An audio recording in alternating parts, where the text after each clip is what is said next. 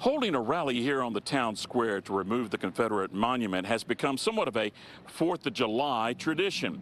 But with plans moving forward to build a new county courthouse, the question is, does the message have to change? A small group of Williamson County residents with American flags gathered in Georgetown at the courthouse Thursday. The declaration that they made at this rally wasn't about the 4th of July, but the Confederate monument next to them. Let it float forever there beneath the smiles of heaven.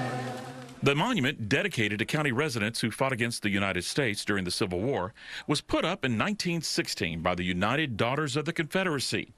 A coalition of church and community advocates has spent the past several years trying to convince county leaders the monument should be relocated. People are coming to understand that it just does not belong in this location. In 2021, at the Caldwell County Courthouse, a Confederate memorial was removed. In Bastrop County, a relocation vote was also approved. At the rally in Georgetown, Bryan Register suggested time was running out on their effort because of the upcoming presidential election. We might have 6 months of freedom left, and this might be the last election of our lives. So today one feels the need not to celebrate, but to mourn. While that's an extreme point of view, change is happening. There are plans to build a new Williamson County courthouse off the town square. If the old courthouse essentially becomes a museum, that could shift the discussion to the idea of keeping the monument there and having a plaque near the monument to provide some historical context.